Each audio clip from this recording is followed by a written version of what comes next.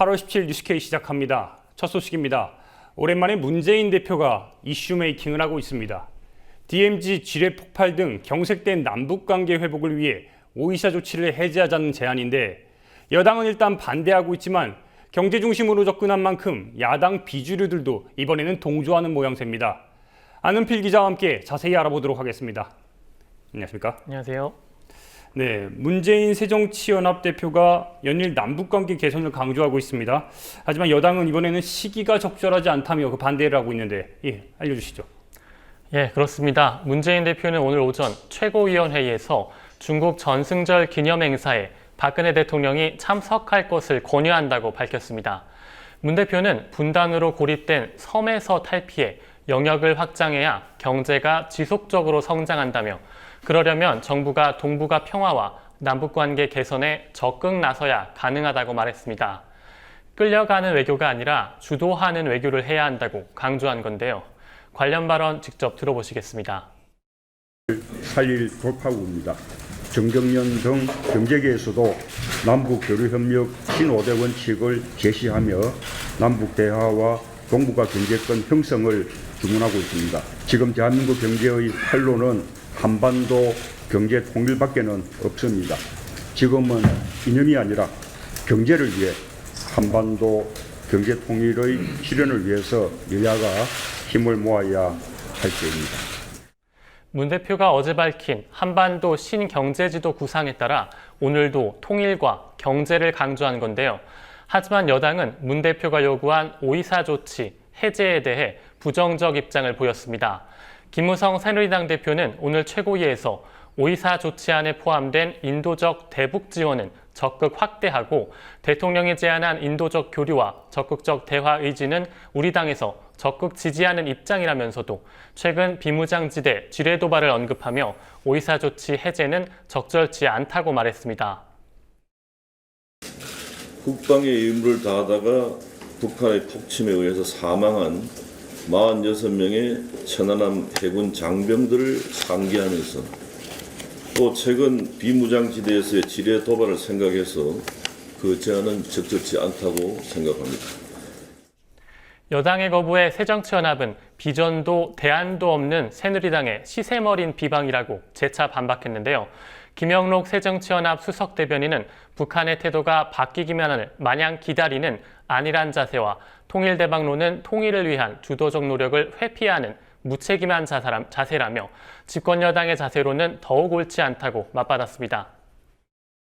그런 점에서 새누리당이 문재인 대표의 구상에 대해 뜬구름 위에 집을 짓는 대권 행보에 불과하다고 맹비난한 것은 어처구니 없습니다. 문재인 대표의 구상은 통일준비위원회 등 정부기관, 대기업 연구기관 등 보수적인 연구기관의 자료를 기반으로 했다는 점에서 뜬구름 같다는 지적은 무지의 소상입니다. 한편 박 대통령은 오늘 시작된 한미연합 군사훈련 관련 국무회의에서 북한의 지난 비무장지대 지뢰 도발은 불법적으로 군사분계선을 침범해 살상을 기도한 명백한 군사 도발이라고 다시 한번 강조했습니다. 네, 이번에는 문재인 대표가 말한 이 한반도 신경제 지도에 대해서 한번 알아보겠습니다. 남북 관계와 통일 문제를 이 경제를 중심으로 접근하자는 건데 자세한 내용 한번 전해주시죠. 예, 문 대표는 어제 광복 70주년 기자회견에서 6자 회담을 속개해 북핵 문제 해결로 남북 평화를 도모하고 이 토대 위에서 오이사 조치 해제, 개성공단 확대, 금강산 관광 재개 등을 통해 남북 경제 협력을 강화하자는 취지의 한반도 신경제 지도를 발표했습니다. 문 대표는 남북이 경제 공동체를 이룰 경우 우리 기업의 북한 진출로 단숨에 8천만 시장에 국민소득 3만 달러로 경제 규모가 커지게 된다며 거대 동북아시아 영내 경제권이 형성되면 3%대로 떨어진 잠재 성장률을 5%대로 올릴 수 있다고 주장했습니다. 한반도의 새로운 경제 구도를 그려야 합니다. 우리 경제 활동 영역을 북한과 대륙으로 확장해야 합니다. 한반도가 더 이상 대륙의 전방이나 태양의 전방향이 유라시아 대륙과 평양의 연결하는 교량국가가 되어야 합니다.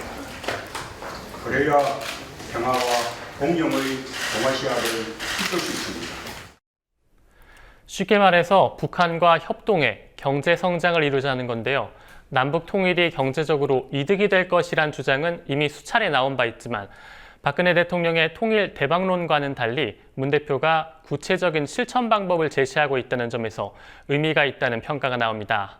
물론 최근 북한군의 지뢰 도발로 남북 관계가 얼어붙은 상황에서 5.24 조치 해제를 요구한 건 시기가 적절치 않다는 여당의 비판도 나오지만 결국 가야 할 방향을 제시했다는 겁니다. 특히 야당 내 비주류에서도 문 대표의 주장에 동의의 뜻을 보내 눈길을 끌었는데요.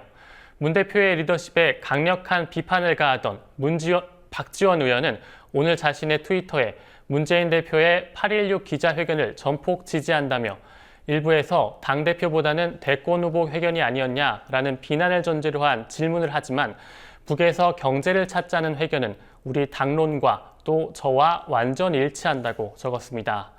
또한 비주류로 알려진 이석현 국회 부의장 역시 지난 16일 자신의 트위터에 지뢰 도발은 용납할 수 없지만 그렇다고 대결로 치닫는 건 비이성적이라며 5.24 조치를 풀고 선도적 대화로 위기를 막고 경제 협력을 꾀해야 한다고 밝혔습니다.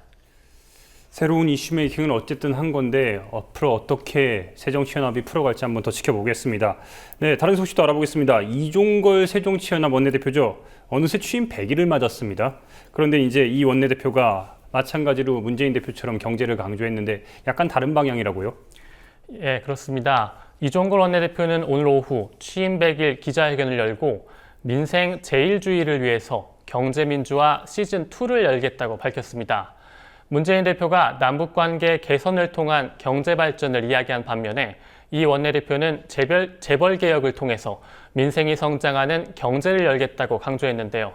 직접 들어보시겠습니다. 통과시켰습니다. 경제민주화 시즌1의 미진한 성과를 저는 반성합니다. 민생 제1주의를 위해서 경제민주화 시즌2를 반드시 열겠습니다. 그동안 경제민주화 관련 토론회를 수차례 열었습니다. 재벌개혁 특위도 구성했습니다. 본격적인 재벌개혁 논의를 만들어 가겠습니다. 앞서 새정치연합은 오늘 최고위를 통해 재벌개혁 특별위원회를 설치하고 박영선 의원을 위원장으로 임명했다고 밝힌 바 있습니다.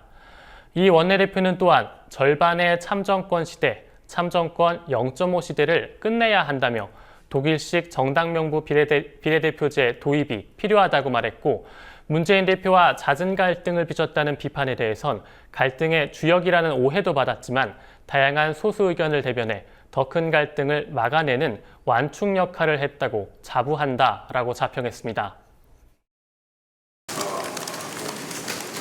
다르지만 틀리지 않다는 그런 전제하에서 당의 양 날개가 다른 날개가 같이 잘 흘러갈 수 있도록 노력하겠습니다. 네, 안 기자 오늘도 고생하셨습니다. 네.